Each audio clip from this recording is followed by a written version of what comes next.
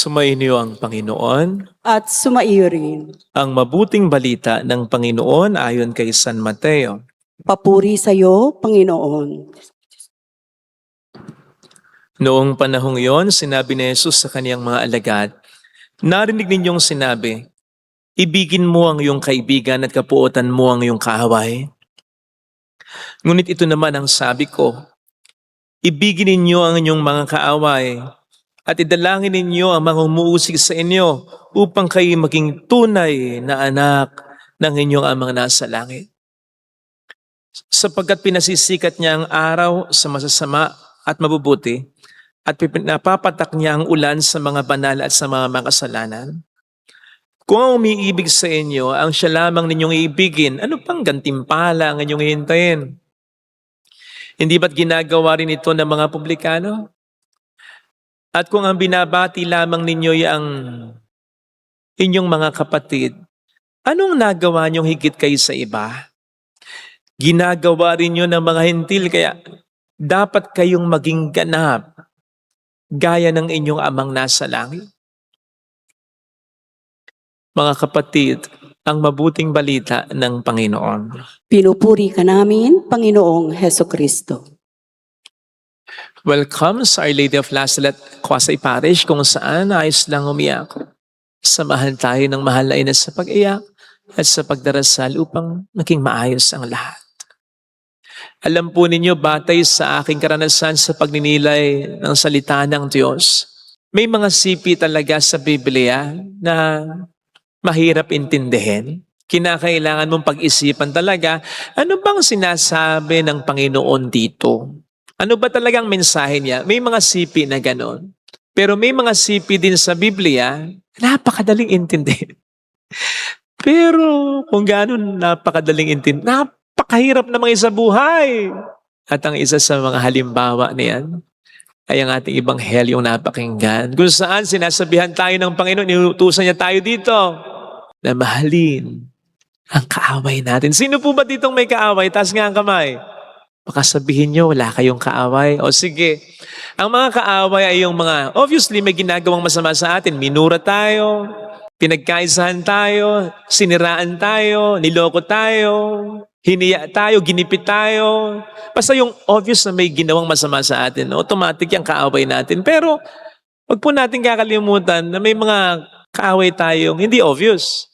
Yung hindi obvious na may ginagawang masama sa atin, pero may iniisip pala na masama laban sa atin. Ito yung mga nag-iisip patungkol sa atin. Yabang-yabang naman ito. Kala mo naman kung sino. Pakitang tao lang naman. Hindi naman maganda, hindi naman gwapo, hindi naman magaling. In fact, kahit kaibigan mo, pwedeng magkaganyan sa'yo. Kaibigan mo, ingit na ingit sa'yo. Frenemy ang tawag dyan. Friend and enemy at the same time. Oh, delikado ka rin dyan. Kaaway din yan. So, sila, yung mga taong sinasabi ng Panginoon sa Ebanghelyo na sunugin, na mahalin natin. Hirap naman kasi talaga na mahalin. We would wish na may ibang ibig sabihin dito ang Panginoon, ano? Pero hindi. Hindi pati linghaga ang pagkakasabi niya sa atin. Diretso. Madali nga pong intindihin eh. Mahalin daw natin ang kaaway natin. But you know what? I believe God understands our feelings, understands our concerns, sapagkat siya rin mismo sa palagi ko, naramdaman niya ang hirap na mahalin ang kaaway, ang umaaway sa kanya. Remember na naging tao rin siyang tulad ko. And I don't think na habang siya'y nakabayubay sa krus na inaalimura pa rin siya ng mga tao. Napakaraming masamang sinabi tungkol sa kanya. Sa kabila ng marami niyang ginawang kabutihan para sa kanila. Sa kabila ng marami niyang chance ang ibinigay sa kanila para magbago pa. I think he wasn't feeling good during those moments. Hindi man siya nagalit.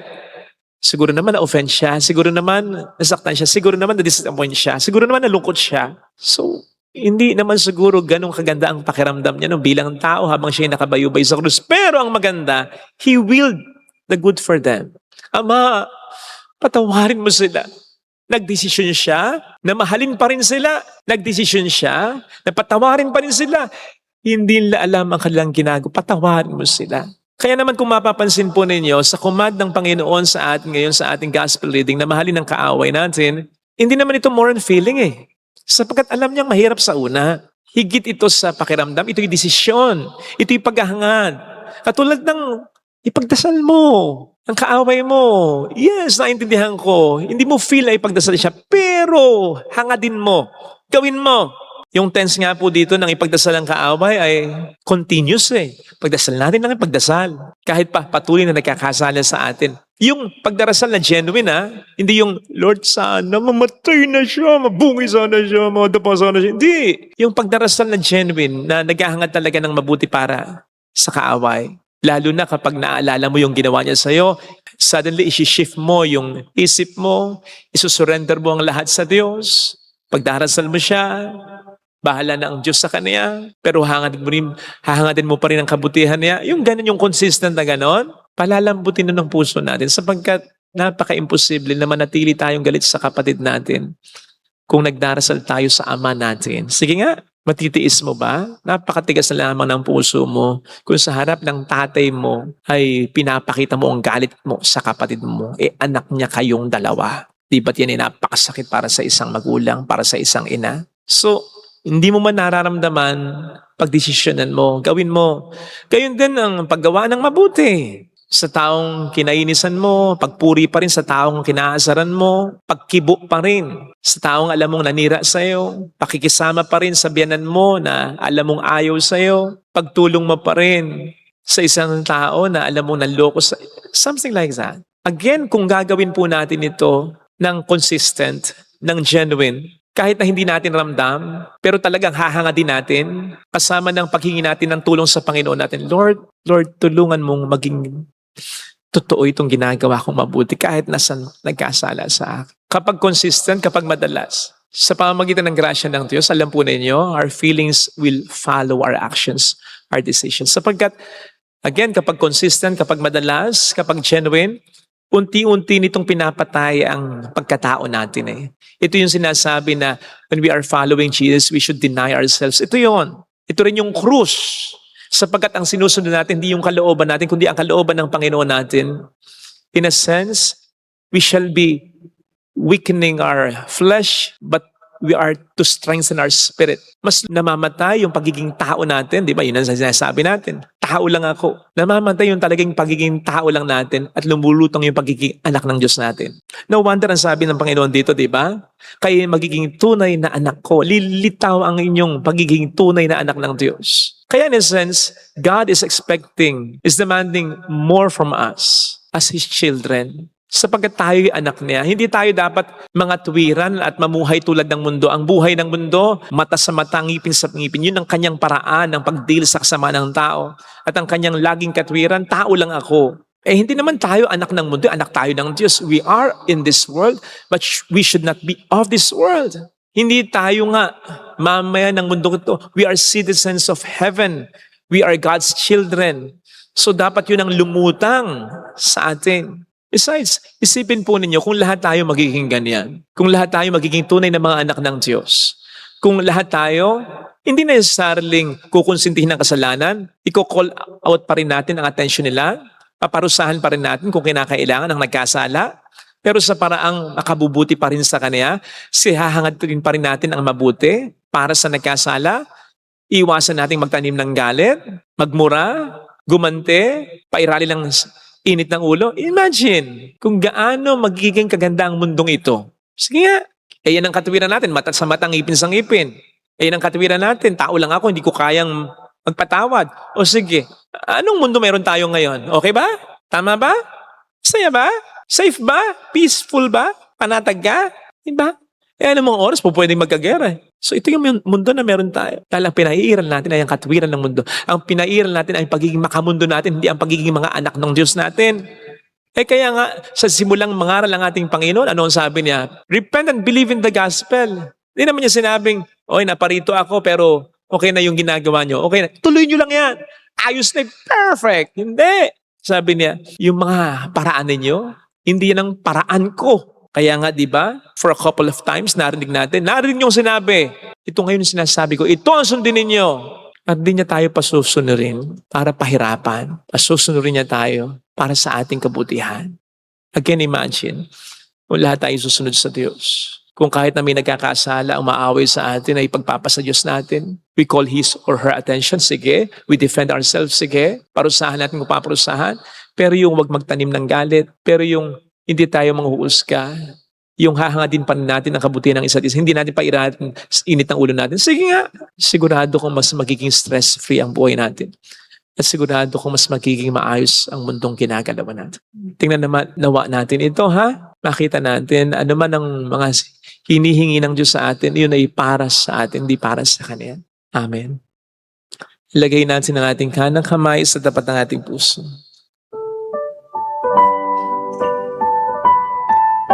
Awitin natin.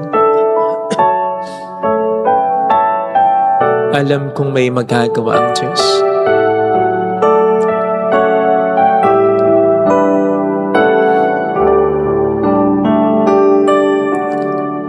Alam kong may magagawa. Dapat ko na talagang aminin na hindi nagiging maayos ang takbo ng buhay ko, pati na ang mga nararamdaman ko dahil nagtatanim ako ng galit, gumaganti ako, nag-iisip ako ng masama sa kapwa ko. Hindi ito makakristyano. Hindi ako nagiging tunay na anak mo. Kaya naman hindi ko maramdaman ang kapayapaan na dulot ng pagiging anak ko ng Diyos. Ayoko na ng ganito. Tulungan mo po ako na mamuhay sa paraan na kalugod-lugod sa iyo bilang anak mo. Mayroong magandang mangyayari sa sapagkat bilang anak ng Diyos, tagapagmana ka niya, hindi lang ng langit, kundi ng makalangit na pagpapala, makalangit na diwa, makalangit na pakiramdam. Yung kahit salat ka sa magandang bagay ay inspired ka naman. Yung kahit na may problema ka ay nakakaya mo talaga. Yung kahit na walang binibigay na pagmamahal sa iyo, ang maraming tao ay ramdam mo naman ang pagmamahal niya sa iyo. Yun ang pagiging tunay na anak ng Diyos. Papuri sa Ama at sa Anak sa Espiritu Santo. Para Sa unang-una, ngayon, magpakailanman, magpasa walang hanggan. Amen. Pag-aalay.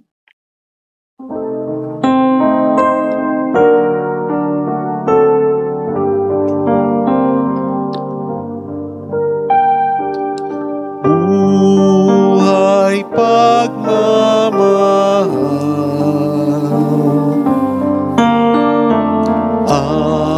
alak at tinapay,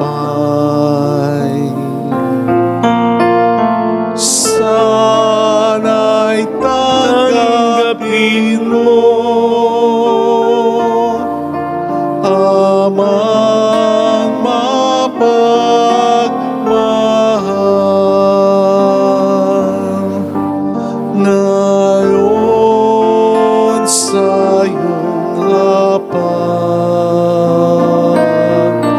kami nag-aalay.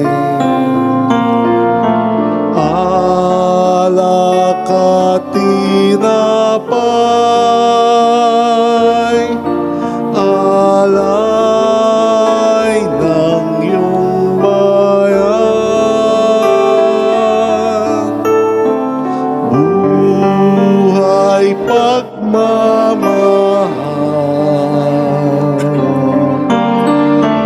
alak at tinapay, sana'y tanggapin mo,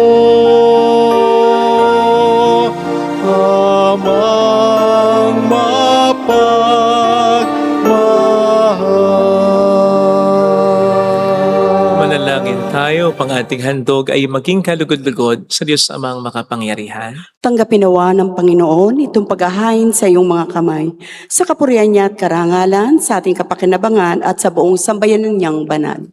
Ama naming lumikha, Ang ipinagdiriwang naming banal na paghahain ay maganap nawa sa ikapagpapatawad ng mga kasalanan at magpaging dapat na kami maging katambal sa pag-aalay ng iyong anak na aming tagapamagitan kasama ng Espiritu Santo magpa sa walang hanggan. Amen. Sumainyo ang Panginoon. At sumaiyo rin. Itaas sa Diyos ang inyong puso at diwa. Itinaas na namin sa Panginoon. Pasalamatan ng Panginoong ating Diyos. Marapat na siya'y pasalamatan. Ama naming makapangyarihan, tunay ngang marapat na ikaw ay pasalamatan sa pamamagitan ni Hesukristo na aming Panginoon.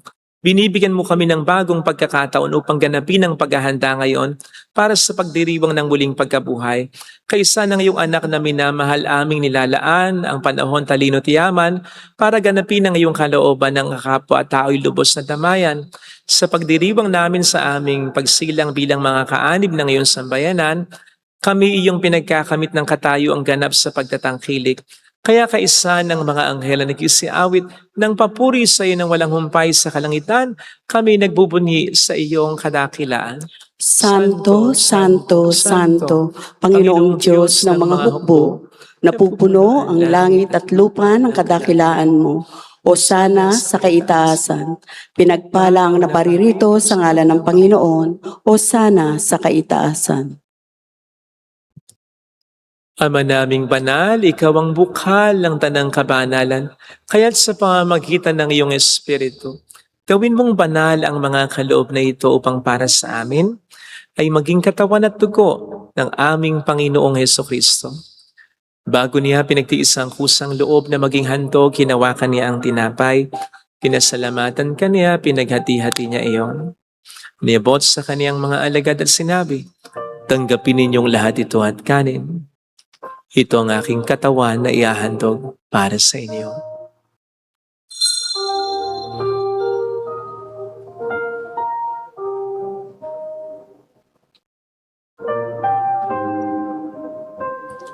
Gayun din naman ang matapos ang hapunan, ninawakan niya ang kalis.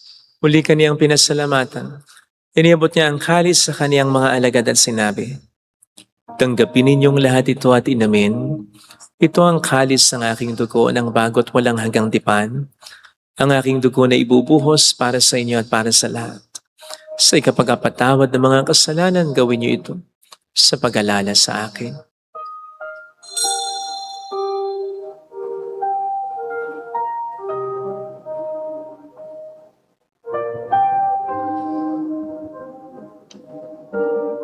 Ang misteryo ng ating pananampalataya. Si Kristo'y namatay, si Kristo'y nabuhay, si Kristo'y babalik sa wakas ng panahon. Ama, ginagawa namin ngayon ang pag-alaala sa pagkamatay at muling pagkabuhay ng iyong anak. Kaya iniaalay namin sa iyong tinapay ng buhay at ang kalis ng kaligtasan. Kami nagpapasalamat dahil kami iyong minarapat at tumayo sa harap mo para maglingkod sa iyo.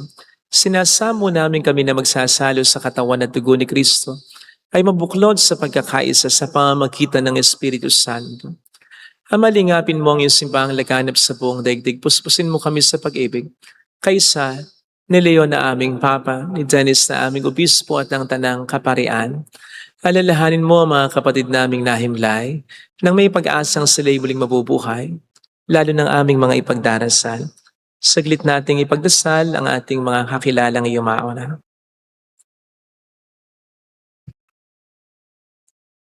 Kaawaan mo sila at patuloyin sa iyong kaliwanagan. Kaawaan mo at pagingtapatin kaming lahat na makasalo sa iyong buhay na walang wakas. Kaysa ang mahal na Birhen ng Lazaret, ang ina ng Diyos, isanuse ang kabiyak ng kanyang puso lahat ng mga banal na namuhay dito sa daigdig ng kalugod-lugod sa iyo. May pagdiwang naman namin na pag-upuri sa ikararangal mo sa pamamagitan ng iyong anak na aming Panginoong Hesukristo. Sa pamagitan ni Kristo, kasama niya at sa Kanya, ang lahat ng parangal papuri ay sa iyo, Diyos amang makapangyarihan, kasama ng Espiritu Santo, magpasawalang hanggan.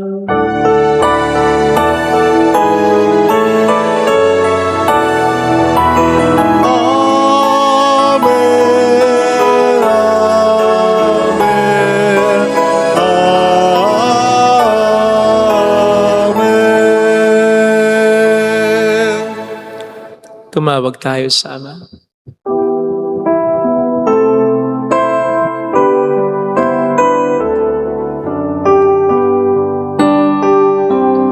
Ama namin, sumasalangit ka, samahirang ngalan mo, mapasa amin ang kaharian mo, sundin ang loob mo dito sa lupa ng sa langit.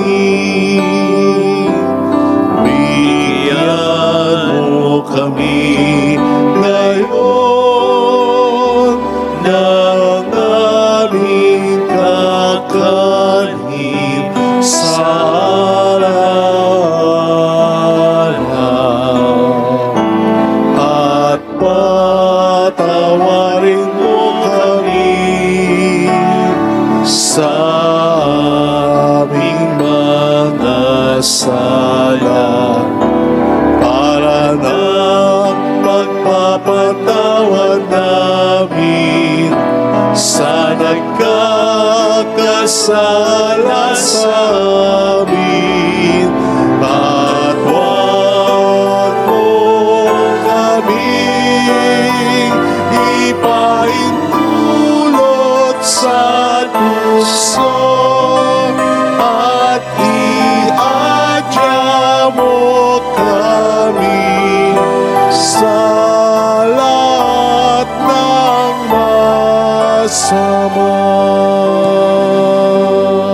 Iniling namin kami adya sa lahat ng masama, pagkalooban ng kapayapaan na araw-araw, iligtas sa kasalanan, samantalang aming pinaghahandaan ang dakilang araw ng pagpapahayag ng tagapagligtas namin sa Heso Kristo. Sapagkat iyo ang kaharian, ang kapangyarihan at ang kapurihan magpakailanman. Amen. Panginoong Heso Kristo, sinabi mo noon, sinasabi mo rin sa amin ngayon, kapayapaan ang iniiwan ko sa inyo, aking kapayapaan ang binibigay ko. Tunghayin mo ang aming pananampalataya, huwag ang aming pagkakasala. Pagkalooban mo kami ng kapayapaan at pagkakaisa sa iyong kalooban. Kasama ang Espiritu Santo, magpasa walang hanggan. Amen. Ang kapayapaan ng Panginoon ay sumainyo na bang lahat? At sumaiyo rin. Magbigayan tayo ng kapayapaan sa isa't isa. Kapayapaan, peace be with you. Kordero ng Diyos na nag-aalis ng mga kasalanan ng sanlibutan, maawa ka sa amin. Kordero ng Diyos na nag-aalis ng mga kasalanan ng sanlibutan, maawa ka sa amin. Kordero ng Diyos na nag-aalis ng mga kasalanan ng sanlibutan, ipagkaloob mo sa amin ang kapayapaan. Narito sa harap natin ng Panginoon ang ating buhay at kaligtasan. Mapapalad tayong inaanayahan. Panginoon, hindi ako karapat-dapat na magpatuloy sa iyo. Ngunit sa isang salita mo lamang ay gagaling na ako.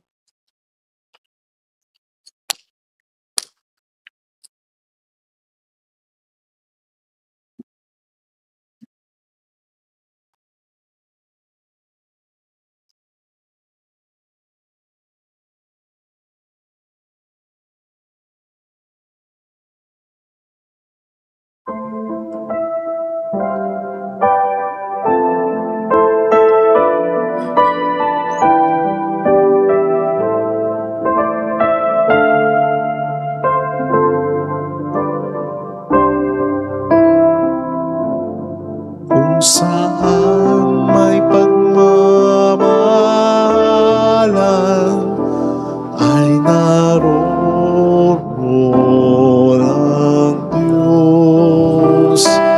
Kung Panalangin para sa espiritual na pakikinabang. Panginoong Jesus, ako ay naniniwala na ikaw ay nasa kabanal-banalang sakramento. Iniibig kita ng higit sa lahat at ninanasa kong tanggapin ka sa aking kaluluwa. Sapagkat sa mga sandaling ito, hindi kita matatanggap sa sakramento. Tumuloy ka sa espiritu sa aking puso. Niyayakap kita na parabang naririto ka na. Inaalay ko ng buong buo ang aking sarili sa iyo. Huwag mong hayaang mawalay ako sa iyo. Amen. sa may nananahan, sa may pag-ibig na tunay, kung saan may pagmamahalan, ay naroon ang Diyos. Kung saan man nananahan ang pag-ibig, ay naroon ang Diyos. Kung saan may pagmamahalan, ay naroon ang Diyos. Kung saan man nananahan ang pag-ibig, ay naroon ang Diyos. Manalangin tayo.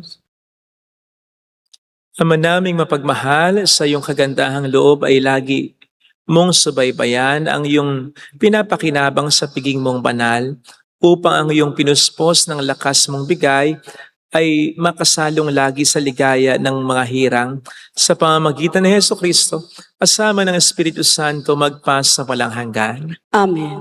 Holy God, Holy Mighty One, Holy Immortal One. Have mercy on us and on the whole world. Holy God, Holy Mighty One, Holy Immortal One. Have mercy on us and on the whole world. Holy God, Holy Mighty One, Holy Immortal One. Have mercy on us and on the whole world. Jesus, King of Mercy, We trust in you. alalahanin. Alalahanin, o mahal na Birhen ng Lasalet, ina ng pag-asa, ikaw ang nagpapaalala sa aming magbalik loob sa Ama. Ito ang nagpapatunay ng kagandang loob mo'y nanatiling busilak. Sa pag-aaruga mo sa amin, tungkulin mo'y tinupad. Sa paanan ni Kristo'y itinuring mo kaming mga tunay mong anak. Kaya ninais mong ni isa'y huwag mapahamak. Maging sa iyong walang tigil na pananalangin, pati luhay pumatak. Huwag namang mawala ng saysay ang iyong paghihirap.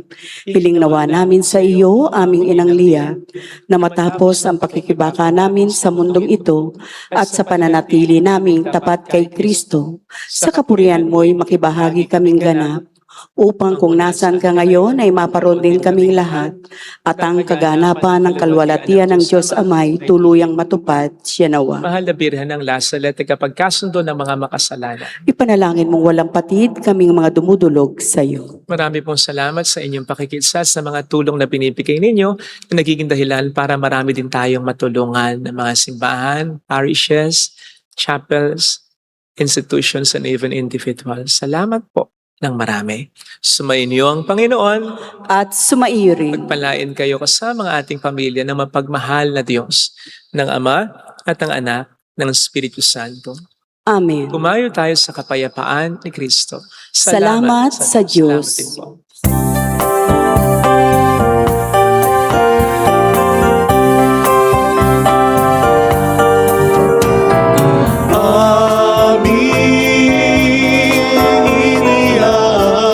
Iniaalay ang pag-ibig na walang kapantay. Okay, sarap mabuhay kung may nagmamahal, pagmamahal na tunay at laging dalisay. Ang Birhen kong umibig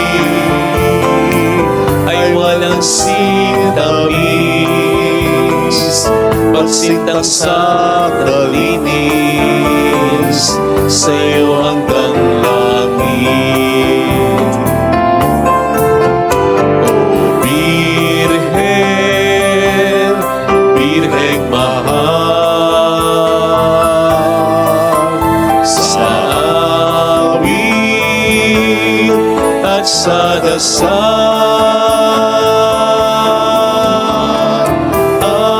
aming iniaalay